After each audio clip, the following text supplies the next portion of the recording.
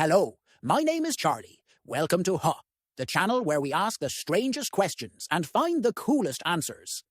Today's question: what happens when a snake tries to swallow something way too big? Does the snake explode like in a cartoon? Let's find out. Snakes don't chew like we do. They don't even have teeth made for chewing. Their teeth are just for grabbing. Instead, their jaws are super flexible.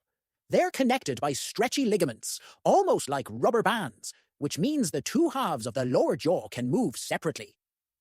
This lets a snake open its mouth way wider than you'd expect.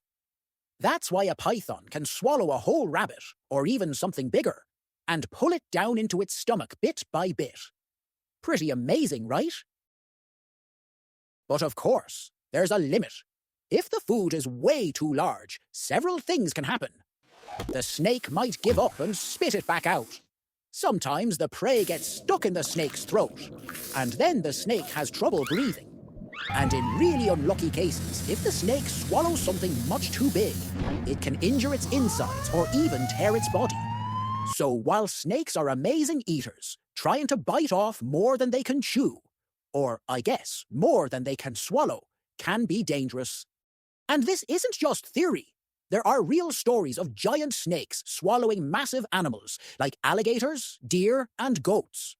Sometimes the snake actually manages to finish the meal, and it'll spend weeks just digesting it while lying almost motionless. But other times, the prey is simply too much. The snake's body can't handle it, and sadly, the snake doesn't survive. These examples show just how extreme nature can be. Powerful, surprising, and sometimes even a little scary. By the way, snakes don't literally pop like balloons, no matter what cartoons show.